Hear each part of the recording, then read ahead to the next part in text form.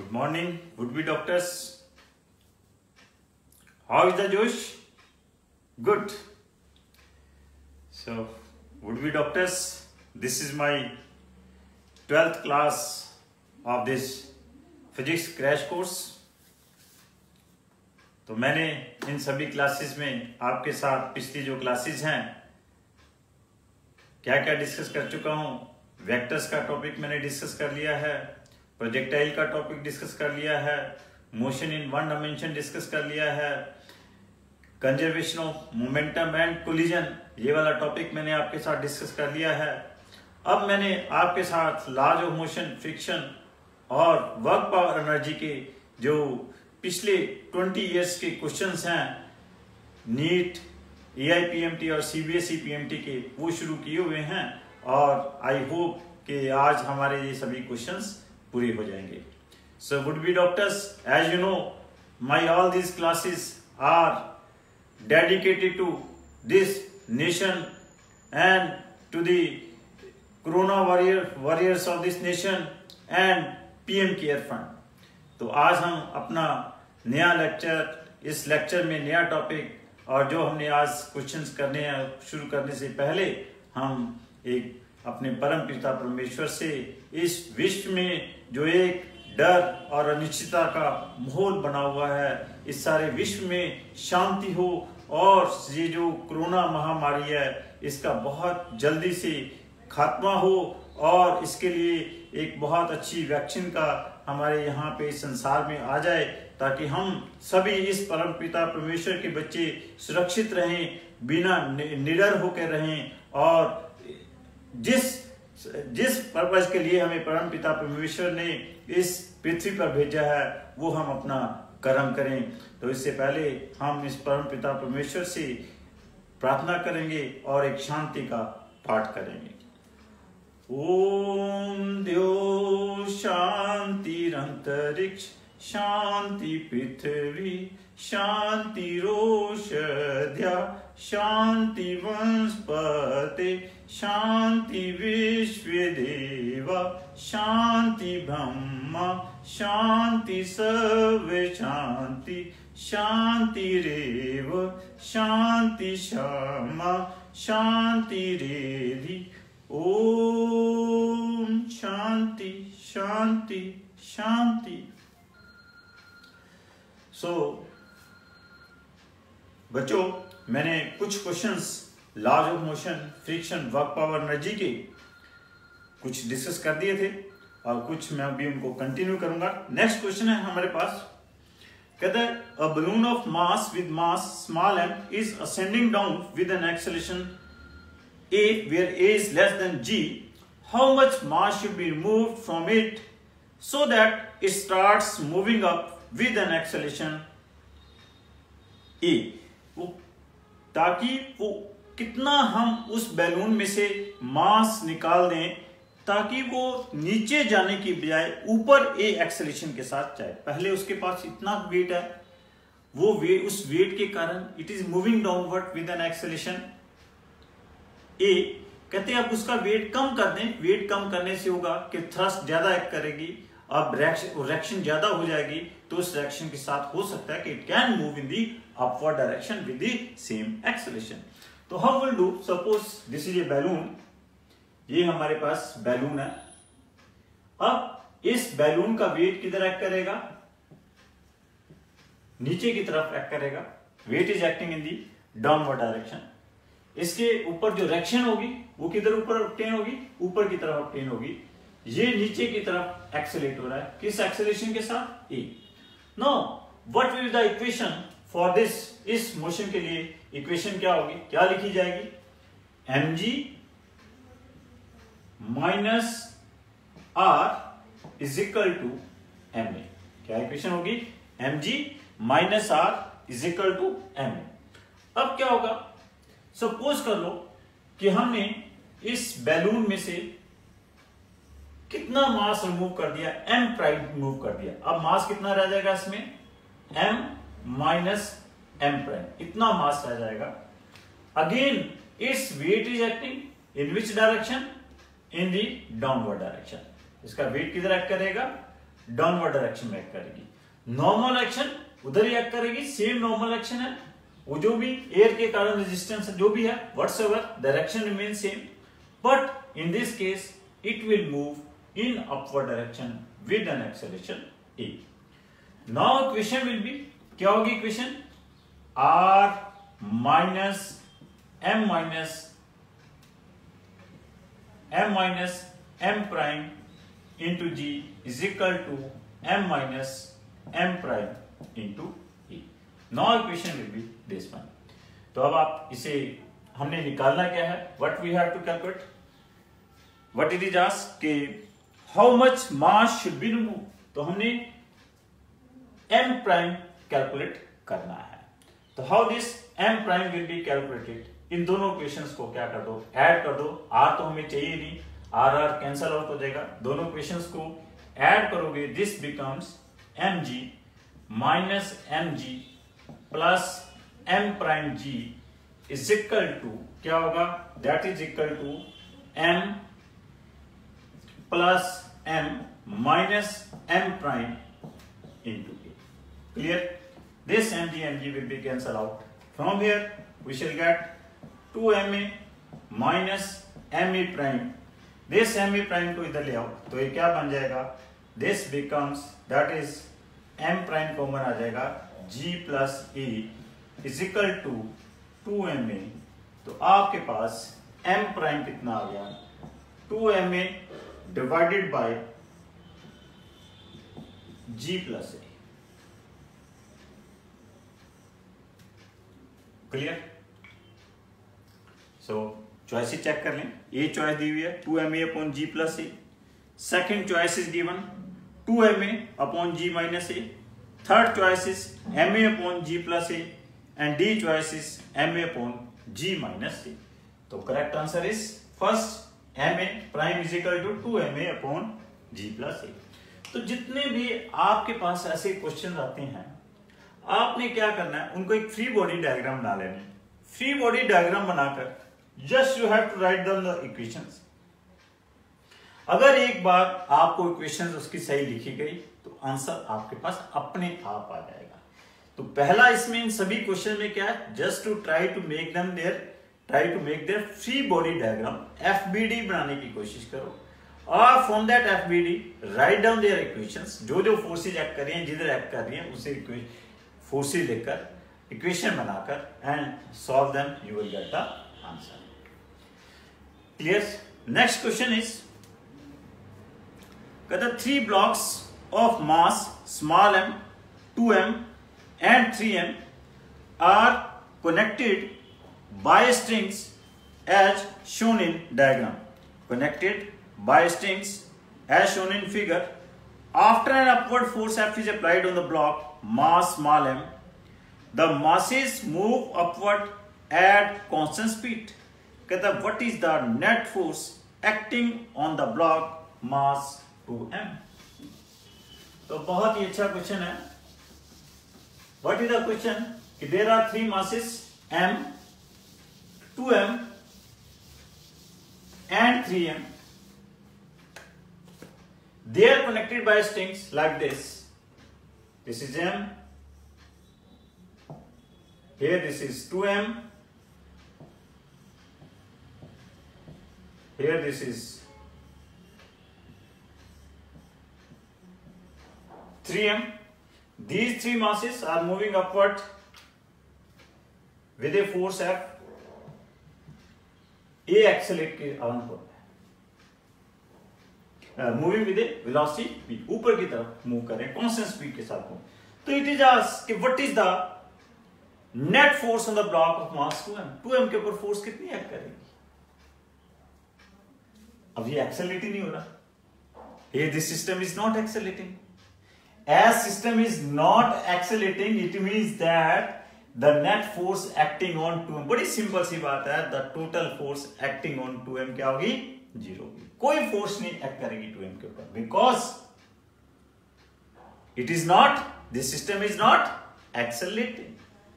Clear? Next question is, तो इसमें choices भी दी हुई थी लास्ट क्वेश्चन में। पहला आंसर था 0, पहली चॉइस 0, 2 mg, 3 mg, 6 mg। तो करेक्ट आंसर क्या होगा? That is 0। So this question was asked in NEET 2013। इससे पहले वाला जो क्वेश्चन था it was asked in CBSE PMT 2000, CBSE PMT 2014 में पूछा था। एक्चुअली 13 में भी क्या था? एआईपीएमटी सीबीएसई पीएमटी था, सॉरी एआईपीएमटी था। तो that was not at the time NEET. तो इस एग्जाम का जो नाम था वो क्या था? AIPMT. Clear? Next question is which is asked in AIPMT 2013 and this question earlier asked in IIT JEE mains में भी ये क्वेश्चन पूछा गया है। जब आईआईटी जेईई मेन से पहले एआई ट्रिपल ही होता था, तो एआई ट्रिपल में भी this question was asked. What is the question? कहता है the upper half an inclined plane of inclination theta is perfectly smooth while lower half is rough. A block starting from the rest at the top of the plane will again come to rest at the bottom if coefficient of friction between the block and lower half of the plane is if the coefficient of friction misprint है, कहता है calculate the coefficient if word नहीं है, the coefficient of friction between the block and lower half of the plane is given by। बहुत अच्छा question है। What is the question? Inclined plane दिया हुआ है, whose angle of inclination क्या दिया हुआ है? थीटा दिया हुआ है। What it is said? कि इस inclined plane के ऊपर is a mass m। What it is said? कहता है इसका जो हाफ पोर्शन है, लोअर हाफ जो पोर्शन है वो क्या है? रफ है। What it is? This is rough। और अपर हाफ सरफेस जो है वो क्या है? स्मूथ। क्लियर? तो व्हाट इट इज आज कहता है एक ब्लॉक को हमने यहां पे फेंका कहता है लोअर हाफ के ऊपर जाने के बाद इट कहता है block starting from rest at the top of the plane will again come to the rest at the bottom. यहां से आकर फिर क्या होगा कि यहां पे कोई वेलोसिटी अटेन कर लेगा। तो जब वेलोसिटी अटेन कर लेगा उसके बाद क्या होगा? एक्सेलरेट नहीं होगा, क्योंकि उसके बाद क्या हुआ? ये रफ सरफेस है। तो फाइनली बॉटम के ऊपर आकर इट कम्स एट रेस्ट के ऊपर ये आ जाता है। तो वो इट इज आस्क्ड कि what is the coefficient of friction, lower half की कोएफिशिएंट ऑफ फ्रिक्शन क्या होगी, ये पूछा गया है। So very simple. अब सपोज कर लो कि this distance is your total length इसकी 2s है, ये डिस्टेंस क्या है? s है, ये डिस्टेंस s है। When it reach here its velocity will be क्या होगी? Under root of 2as। अब देखो याद रखो बच्चों, अगर आपके पास इंक्लाइन प्लेन है, स्मूथ इंक्लाइन प्लेन है, स्मूथ इंक्लाइन प्लेन के ऊपर जो एक्सेलेरेशन होती है वो क्या होती है? g sin थीटा होती है। On smooth incline plane acceleration कितनी होती है? When a body is falling its acceleration is g sin theta. अगर यही सरफेस रफ हो तब इसकी एक्सेलेरेशन क्या होती है? g into sine theta minus mu cos theta होती है। तब कितनी होती है? g into sine theta minus mu cos theta. तो यहां तक from A to B its acceleration will be g sin theta. From B to C its acceleration और रफ इंक्लाइन प्लेन के ऊपर एक्सेलेरेशन जो होती है g इंटू क्या होती है? Sine theta minus mu cos theta. तो यहां पे इसकी एक्सेलेरेशन क्या होगी? This is g into sine theta minus mu cos theta. Clear? तो when this body comes from here A to B, B के ऊपर आकर इसकी वेलोसिटी कितनी हो जाएगी? Velocity of this body B at point B क्या हो जाएगी? Under root of 2g sine theta into S. Clear? Now अब c के ऊपर इसकी वेलोसिटी अगेन इट बिकम्स 0। तो अब क्या होगा कि हम क्या फॉर्मूला लगा देंगे वीबी और वीसी के बीच में, VB square VC square minus VB square is equal to 2as। VC क्या 0, वीबी हमें पता है कितना है 2g sin theta into S. Clear.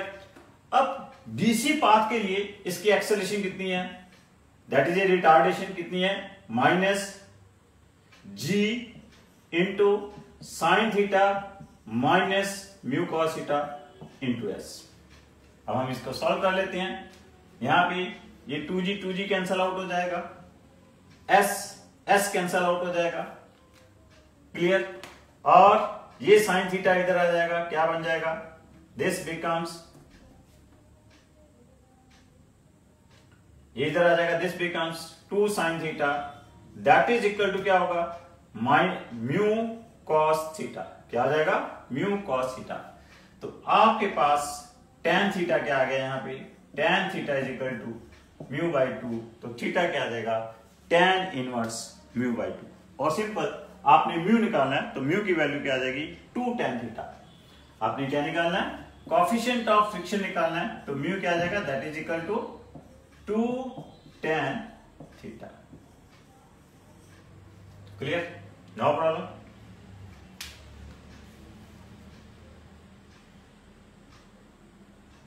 तो सिंपल हमने पहले वेलोसिटी एट पॉइंट बी पे निकाली, फ्री फॉलिंग है उसके लिए डायरेक्ट फार्मूला यूज कर लिया, क्या under root of 2s।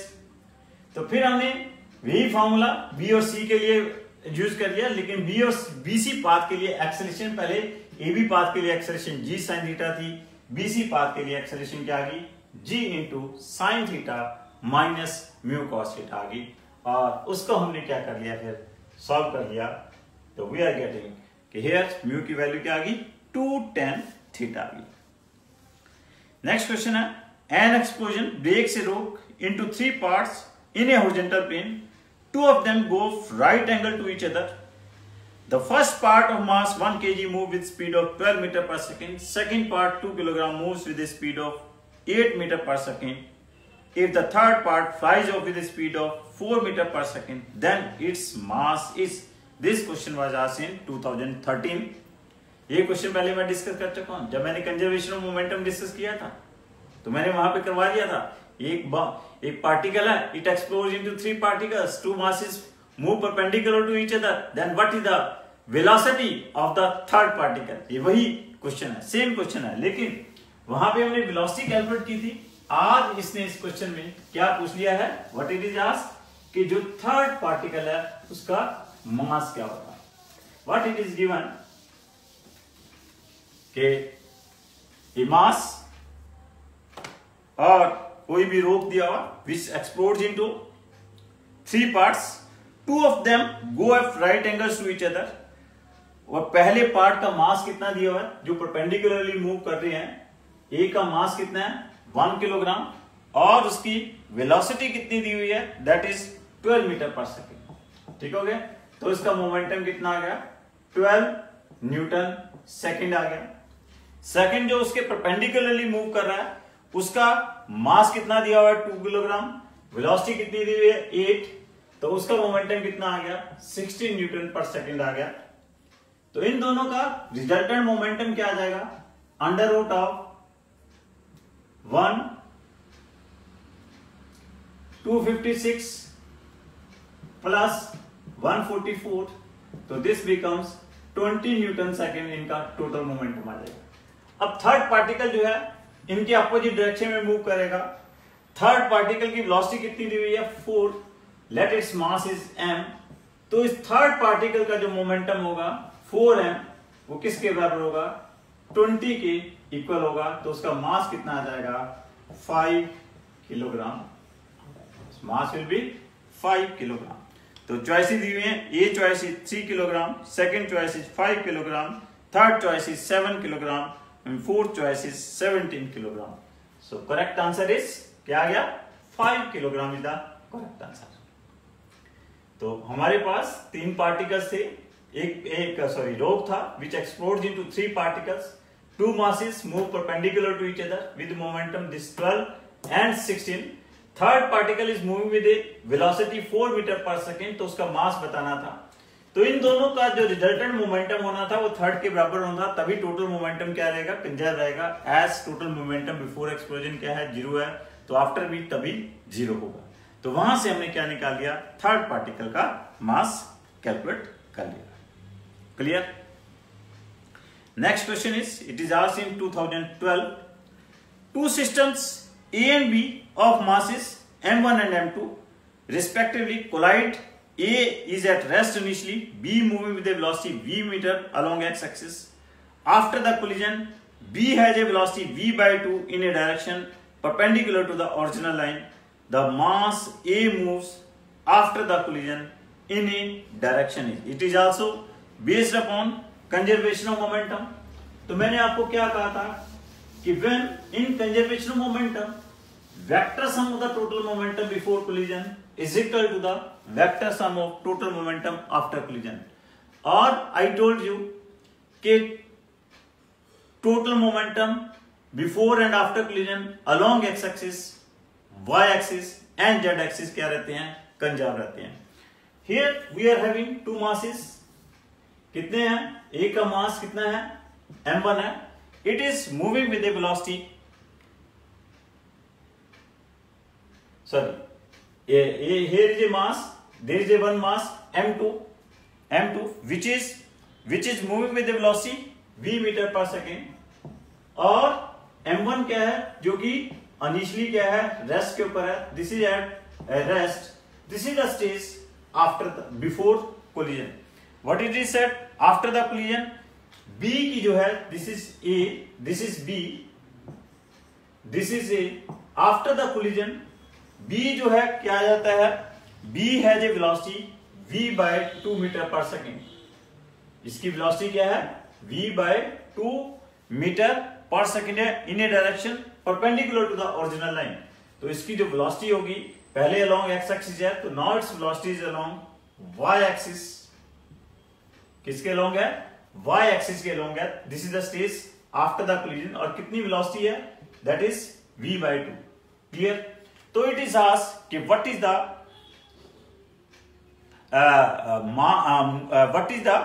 Direction and what is the direction of mass m1। m1 की डायरेक्शन क्या होगी after the collision. Clear.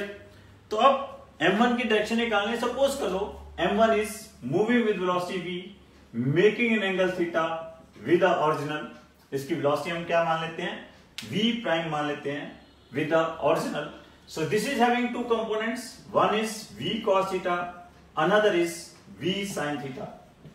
Now we will apply the conservation of momentum along x-axis as well as along y-axis. What is the equation of conservation of momentum along x-axis? Along x-axis before collision क्या है, m2 into v, इसका तो momentum 0 ही है, plus 0।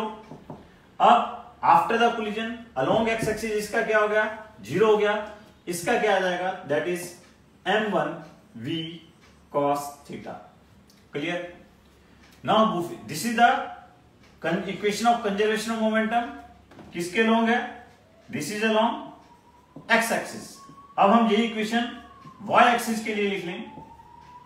Y axis के along मास m2 का momentum क्या होगा, 0 before collision.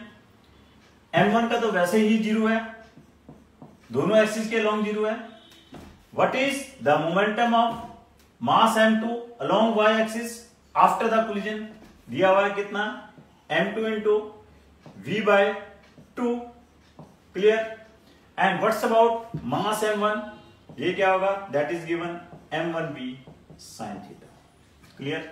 और this can be written as minus m2 v by 2 is equal to m1 v sin theta. अब हमें थीटा ही निकालना है, थीटा निकालना है। ये इक्वेशन नंबर 1 है, ये इक्वेशन नंबर 2 है। डिवाइडिंग 1 by 2, 1 को क्या कर दो, 2 से डिवाइड कर दो, तो आपके पास क्या आ जाएगा, देख लेते हैं। डिवाइड करेंगे, इसको इससे डिवाइड करेंगे तो ये क्या बन जाएगा, -2 बन जाएगा। और इसको इससे डिवाइड करेंगे m1 कैंसिल आउट हो जाएगा, v कैंसिल आउट हो जाएगा। दिस बिकम्स कॉट थीटा, और टेन थीटा क्या बन जाएगा -1/2, और थीटा क्या बन जाएगा टेन इनवर्स -1/2। और ये जो एंगल आया किसके साथ है, एक्स एक्सिस के साथ एंगल आया है। अब हम चॉइसेस चेक करें क्या क्या दी हुई है। फर्स्ट चॉइस दी हुई है same as that of B, no. Opposite to that of B, no. Third choice दी हुई है tan inverse 1/2 along the x axis, no. Fourth choice is given tan inverse -1/2 along x axis। देखो थर्ड और fourth choice कितनी एक दूसरे के क्लोज है। थर्ड में एक माइनस साइन नहीं दिया हुआ, फोर्थ में माइनस दिया हुआ है, तो बड़े ध्यान से आपने चॉइसेस देखनी है। तो करेक्ट आंसर क्या होगा tan inverse -1/2 along x axis। Clear. Next question है, a block of mass m is in contact with a cart C as shown in figure. एक आपके पास कार्ड के साथ ब्लॉक मास m दिया हुआ है। कहता है what should be the, it is asked कि कोफिशिएंट ऑफ फ्रिक्शन दी हुई है किसके बीच में, उस कार्ड और मास के बीच में कोफिशिएंट ऑफ फ्रिक्शन दी हुई है म्यू। कहता है कार्ड किस एक्सेलरेशन के साथ मूव करे, कार्ड किस एक्सेलरेशन के साथ मूव करे कि सो दैट ये जो मास इसके साथ अटैच्ड है, ये जो मास इसके साथ अटैच्ड है, ये नीचे फॉल ना करे। यहां पे ये जो रफ सरफेस है इसकी कोफिशिएंट ऑफ फ्रिक्शन म्यू दी हुई है। व्हाट इट इज आस्क्ड कि what should be the acceleration A of the card that will prevent the block from falling। अब देखिए यहां पे जो मास है ये फॉल किसके कारण करेगा, अंडरस्टूड है। It will fall only due to its weight, अपने वेट के कारण नीचे फॉल करेगा। क्लियर। और ये नीचे फॉल करने से कैसे रुक सकता है, अगर इसका वेट कोई ऊपर वाली फोर्स से बैलेंस हो जाए। ऊपर कौन सी फोर्स हो सकती है, सिर्फ यहां पे फ्रिक्शनल फोर्स हो सकती है। क्लियर। अगर तो आपके पास फ्रिक्शनल फोर्स क्या है, ग्रेटर देन और इक्वल टू mg आ जाता है, then this mass will not fall. अब याद रखो frictional force is always directly proportional to the normal action, और फ्रिक्शनल फोर्स क्या होती है म्यू इंटू आर। ये यहां पे आर है, this is are.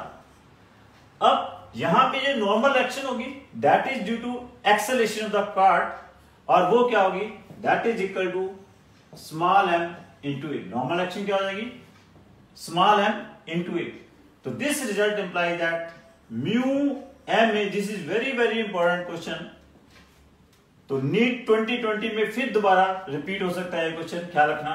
Mu m A should be greater than और equal to mg।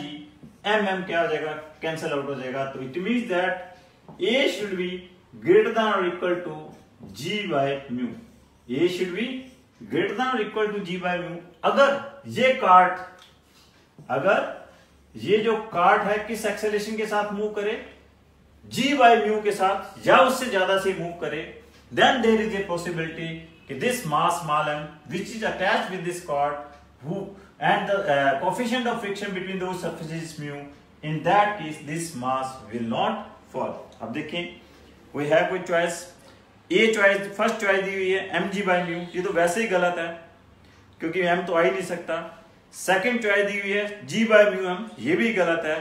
Third choice दी हुई है g by mu, this is a correct answer, greater than और equal to g by mu, ये हमारा correct answer है। Fourth choice दी हुई थी less than g by mu, that is not a correct answer. Clear. तो means अगर cart किस इसे, और हो सकता है आपके पास म्यू की वैल्यू दी हो तो एक्सेलरेशन पूछी गई हो कार्ड की, with what acceleration this card should move so that this will not fall. तो याद रखो कि आपके पास इस फार्मूले को, remember this formula for the multiple choice directly. तो एक्सेलरेशन क्या होनी चाहिए g by म्यू। और यहां पे एक बड़ी क्लियर सी चीज है कि यहां पे ये मैटर नहीं करता कि कितना मास इसके साथ अटैच है, whatsoever the mass is attach.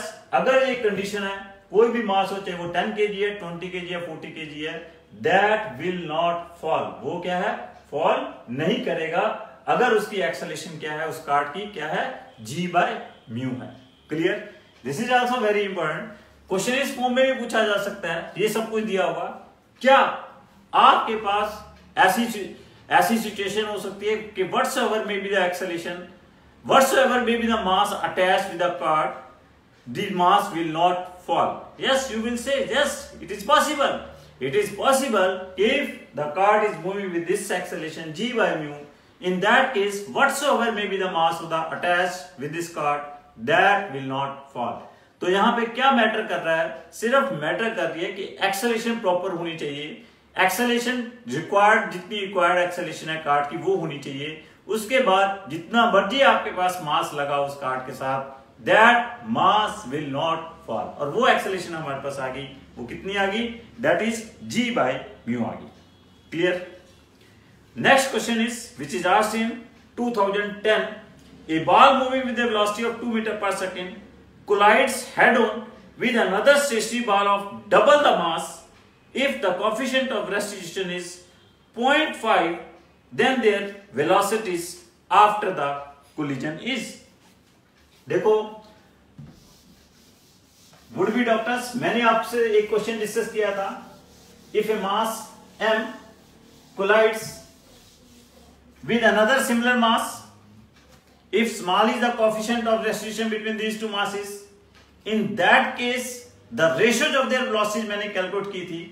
क्या कहा था कि ratios of their velocities after the collision क्या आ गई थी, 1 - e divided by 1 + e आ गई थी। But here the question is slightly different. In this case क्या हो रहा है, एक तो क्या है आपके पास यहां पे थोड़ा सा डिफरेंस ये क्या है कि मैंने जो क्वेश्चन करवाया था उसमें क्या थे, दोनों मासेज इक्वल थे। लेकिन यहां पे क्या है, जो मास दूसरे मास के साथ जाके कोलाइड कर रहा है, जिसका मास twice of the first mass है, twice of the first mass है, उसका मास क्या है, twice of the first mass है। बस इतना डिफरेंस है। तो मैंने जो क्वेश्चन कराया था उसमें क्या लिए थे, मैंने दोनों मासेस इक्वल लिए थे। तो how we will attempt this question, तो क्या कहा था कि दो बॉडीज जो कोलाइड कर रही हैं उनके बीच में अगर कोएफिशिएंट ऑफ रेस्ट्रिक्शन क्या स्मॉल ही है, आफ्टर द कोलिजन क्या होता है कि after the collision ratio of their velocities क्या हो जाएगी, दैट इज इक्वल टू क्या है, that is m1 - m2 into e into u1 plus 1 plus e m2 u2 whole divided by क्या होगा, m2 minus m1 into e into u2 1 plus e m1 u1। तो अब यहां पे क्या दिया हुआ है, here u2 is 0, second body is stationary, m1 is here given m, and what is here, m2 is here 2m, m2 is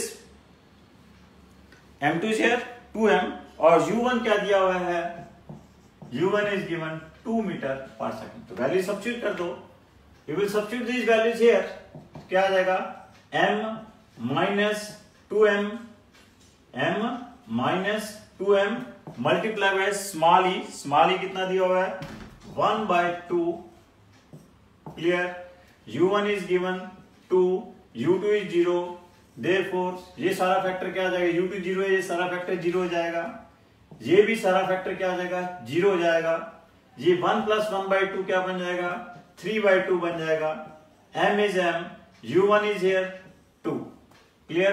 तो ये 2 इससे कैंसल आउट हो जाएगा, क्लियर, ये हमारे पास 2 कैंसल आउट हो जाएगा, ये भी क्या हो जाएगा, 0 हो जाएगा, 0 डिवाइड बाय समथिंग 0 हो जाएगा। तो ratio of their velocities after the collision क्या आएगी, 0 आएगी, क्लियर। तो पहली चॉइस दी हुई है, if there velocities then their velocities after the collision will be, ratio of their velocities after the collision क्या होगी, 0 होगी। तो यहां से बड़ा क्लियर है क्यों 0 हुई, कि आफ्टर द कोलिजन पहली बार की वेलोसिटी क्या होगी, 0 होगी, ठीक हो गया, और आफ्टर द कोलिजन दूसरी बार की वेलोसिटी कितनी होगी, व्हाट इट बिकम्स, v2 क्या बन गई आपके पास, दैट इज डिवाइडेड बाय से 3m कर देंगे, वो क्या बन गई, that becomes 1 metre per second. तो आफ्टर द कोलिजन फर्स्ट बार की वेलोसिटी कितनी हुई, 0, सेकंड बॉल की वेलोसिटी कितनी होगी 1 मीटर पर सेकंड। तो ratio of their velocities after the collision क्या आ गई 0 आ गई, v1 by v2 क्या आ गई 0 आ गई। तो पहला ये आंसर ये दिया हुआ है 0 metre per second. Clear. Next question is a body, बहुत सिंपल सा क्वेश्चन है। A body under the action of a force F vector is this one acquires a acceleration of 1 meter per second square. The mass of the body, ये मैं पहले discuss कर चुका हूं। Force दी हुई है आपके पास, इस फोर्स का मैग्नीट्यूड निकालो। फोर्स कितनी दी हुई है 6 I cap minus 8 J cap plus 10 K cap newton दी हुई है। तो मैग्नीट्यूड ऑफ फोर्स क्या आ जाएगा under root of 6 square plus 8 square plus 10 square, इसका मैग्नीट्यूड आ जाएगा। फोर्स का मैग्नीट्यूड आ जाएगा। इसको क्या करिए, मास कितना दिया हुआ है आपके पास, इसकी एक्सेलरेशन कितनी दी हुई है 1 मीटर पर सेकंड के दी हुई है। इस फोर्स को अगर एक्सेलरेशन से डिवाइड कर दोगे आपके पास मास की वैल्यू आ जाएगी। Next question this, the mass of A lift is 2000 kg when the tension in the supporting cable is 28,000 Newton, the acceleration is, acceleration क्या होगी कितनी होगी। अब आपके पास स्ट्रिंग की टेंशन देखो, एक लिफ्ट का मास कितना दिया हुआ है, बहुत अच्छा क्वेश्चन है। नाउ एक तो मैं आपको 2-3 चीजें बताता हूं कि आपके पास कोई लिफ्ट है, लिफ्ट के साथ लिफ्ट में कोई मास है। तो अगर लिफ्ट एक्सेलेरेट करती है, अगर लिफ्ट एक्सेलेरेट करती है तो लिफ्ट में अगर नीचे की तरफ एक्सेलेरेट करती है तो apparent weight of the body कम हो जाता है। वो कितना बन जाता है m into g minus a बन जाता है। और अगर लिफ्ट ऊपर की तरफ मूव करती है उस समय एपरेंट वेट क्या बन जाता है m इंटू जी प्लस ए, मीन्स बढ़ जाता है। अगर लिफ्ट कांस्टेंट स्पीड के साथ मूव करती है तो एपरेंट वेट एक्चुअल वेट के बराबर रहता है। अगर लिफ्ट फ्रीली फॉल करती है तो एपरेंट वेट क्या होता है 0 हो जाता है। This is the stage of weightlessness. When lift is falling down with a uniform acceleration, apparent weight decreases. When it is moving upward with an acceleration A, apparent weight increases. When it is moving with constant speed, apparent weight remains same as that of real weight. When lift is falling freely, in that case apparent weight become 0. अब यहाँ पे क्या हुआ है, आपके पास lift का wait कितना दिया हुआ है 20,000 न्यूटन दिया हुआ है, मास दिया हुआ है 2000 kg, वेट कितना होगा multiply by g, that will be 20,000 newton, इसका क्या होगा वेट होगा। क्लियर। तो अब उसने टेंशन इन द स्ट्रिंग क्या बताई है, अगर लिफ्ट रेस्ट के ऊपर होती तो स्ट्रिंग में टेंशन कितनी, अगर स्ट्रिंग रेस्ट के ऊपर होती या लिफ्ट यूनिफॉर्म स्पीड के साथ मूव कर रही होती लिफ्ट, तो उस समय स्ट्रिंग में टेंशन कितनी होनी थी, जो लिफ्ट का वेट है एक्चुअली वेट कितना है 20,000 न्यूटन है। बट वो कह रहा है कि लिफ्ट मूव कर रही है तो मूव करने से जो सपोर्टिंग टेंशन है वो कितनी होगी 28,000 न्यूटन होगी। अगर मींस टेंशन बढ़ी है तो इट मीन दैट लिफ्ट का एपरेंट वेट बढ़ा है, एपरेंट वेट बढ़ा है तो इट मीन दैट लिफ्ट जो है वो नीचे नहीं जा रही, लिफ्ट ऊपर जा रही है। एक तो हमें पता चल गया कि this lift is accelerating in the upward direction. अब किस एक्सेलरेशन के साथ जा रही है ये हम कैलकुलेट कर सकते हैं। इसकी वैल्यू कितनी दी हुई है आपके पास, that is given tension in the string that is given 28,000, कितनी दी हुई है 28,000। मास कितना दिया हुआ है लिफ्ट का, दैट इज इक्वल टू 2,000, तो 10 प्लस ए। क्लियर। तो ये क्या आ जाएगा आपके पास, this is 8,000 is equal to 2,000 a. तो it mean that lift is accelerating upward with an acceleration of 4 metre per second square. Lift ऊपर की तरफ जा रही है 4 मीटर पर सेकंड स्क्वायर है। ये हमें कैसे पता चला ऊपर जा रही है, क्योंकि हमने फार्मूला भी ये यूज किया। ये हमें कैसे पता चला कि हमें ये फार्मूला यूज करना है, क्योंकि हमें पता चला कि एपरेंट वेट बढ़ गया है। एपरेंट वेट बढ़ गया है तो ये हमें क्लियर हो गया कि लिफ्ट क्या है ऊपर की तरफ एक्सेलरेट हो रही है। अगर यहाँ पे कहती कि टेंशन इन द स्ट्रिंग क्या रहेगी 16,000 न्यूटन है, तो इट मीन दैट वहां से हम ये कह देते कि आपके पास कि लिफ्ट जो है नीचे की तरफ आ रही है, तो वहां से उसकी एक्सेलरेशन निकाल सकते थे। अगर ये कह रहे कि लिफ्ट बताइए कि स्ट्रिंग में टेंशन 0 होगी, तो इट मीन दैट लिफ्ट किधर जा रही है। तो उस केस में हम कह सकते थे कि अगर स्ट्रिंग में स्पोर्टिंग स्ट्रिंग में टेंशन 0 होती है तो दैट इंप्लाइज दैट कि वो लिफ्ट जो है फ्रीली फॉल कर रही है। दैट इंप्लाइज दैट कि वो लिफ्ट जो है जी एक्सेलेरेशन के साथ नीचे फॉल कर रही है। तो उस केस में हम कह सकते थे कि lift is moving downward with an acceleration of g कि when there is no tension in the string. तो बहुत अच्छा क्वेश्चन है, क्लियर। नेक्स्ट क्वेश्चन वेक्टर से है। वेक्टर से है, ये क्वेश्चन मैं आपको वेक्टर में ही करवा चुका हूं कि आपके पास there are 3 forces are given, कितने कितने न्यूटन, 2 न्यूटन, 1 न्यूटन और 4 न्यूटन फोर्सेज हैं डिफरेंट एंगल्स के ऊपर वो एक्ट कर रही हैं। तो कहता है कि इन तीनों फोर्सेज में कितनी मिनिमम फोर्स एक्ट करें ताकि उनका रिजल्टेंट क्या हो जाए, 0 हो जाए। सब सिंपल, इस क्वेश्चन को आप रेजोल्यूशन ऑफ वेक्टर से आप कर सकते हो। बहुत सिंपल क्वेश्चन है, I have discussed in vectors also. Next question is a block B is pushed momentarily along a horizontal surface with an initial velocity v. If mu is the coefficient of sliding friction between b and the surface, block B will come to rest after a time is. अब हमने एक इसको block को push किया rough surface के ऊपर, rough surface के ऊपर जस्ट हमने पुश किया, इट मीन्स दैट जस्ट हमने पुश किया तो इट मीन्स दैट हमने किसको किसके बराबर हमने फोर्स अप्लाई कर दी। सिंपल हमने देखिए, बहुत अच्छा एक कंसेप्ट बताता हूं। अगर एक ब्लॉक है जिसका मास m है, it is lying on A rough surface, और इस ब्लॉक और रफ सरफेस के बीच में क्या है, 10 न्यूटन फोर्स है। कितनी फोर्स है, फ्रिक्शनल फोर्स कितनी है यहाँ पे, 10 न्यूटन है। जब तक आप इस ब्लॉक के ऊपर कितनी फोर्स नहीं अप्लाई करोगे, 10 न्यूटन फोर्स नहीं अप्लाई करोगे, ये ब्लॉक नहीं मूव करेगा। और यू कैन से कि जब तक फोर्स इसके ऊपर अप्लाइड फोर्स 10 न्यूटन से कम रहेगी, उस समय तक ब्लॉक क्या रहेगा, रेस्ट के ऊपर रहेगा। And one thing is more important, उस समय हम जो फ्रिक्शनल फोर्स भी between the block and rough surface लेते हैं वो उतने ही लेते हैं जितनी हमारे पास अप्लाइड फोर्स है, इसलिए। और वो समय फ्रिक्शन को कहते क्या है, that is called static friction. Only due to that reason this static friction is called self adjusting friction. उसका मतलब होता है कि जब तक वो ब्लॉक मूव नहीं कर रहा तब तक उस बॉडी और रफ सरफेस के बीच में कितनी फ्रिक्शनल फोर्स है, जितनी आपके पास अप्लाइड फोर्स है। अगर यहाँ पे 5 न्यूटन फोर्स अप्लाई की जाती है तो ये पूछा गया है इस मास और ब्लॉक के बीच में फ्रिक्शनल फोर्स कितनी होगी, तो यू विल से 5 न्यूटन। अगर 7 कितनी है तो इट विल बी 7 न्यूटन। अब 10 न्यूटन फोर्स अप्लाई की है तो 10 Newton maximum, this is called maximum value of static friction. जब इतनी अप्लाई कर देते हो उस समय ब्लॉक क्या है, it moves with a constant speed. तो अब ये ब्लॉक कांस्टेंट स्पीड के साथ मूव कर रहा है, तो it mean that frictional force क्या होगी, that is equal to mu mg। It mean that इसकी एक्सेलरेशन क्या होगी, म्यू g। तो इट मीन दैट वो कह रहा है कि mu is the coefficient of sliding reason, it will come to rest after a time. तो कितने टाइम के ऊपर रेस्ट के ऊपर आ जाएगा, फाइनल वेलोसिटी कब 0 हो जाएगी, v इज क्या होगा, that is v is equal to u plus 80।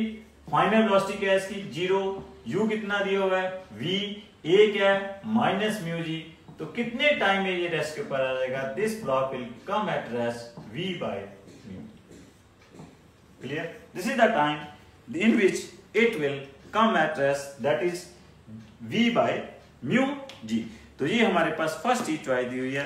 तो ऑलमोस्ट हमारे पास सारे क्वेश्चन जो हैं लॉज ऑफ मोशन के और फ्रिक्शन के जितने भी क्वेश्चन हैं लास्ट 20 इयर्स में वो हमारे डिस्कस हो चुके हैं। अब हमारे पास कुछ क्वेश्चन वर्क पावर एनर्जी के रह गए हैं, जिसे कि मैं आपके साथ नेक्स्ट लेक्चर में डिस्कस कर दूंगा। Clear. So would be doctors,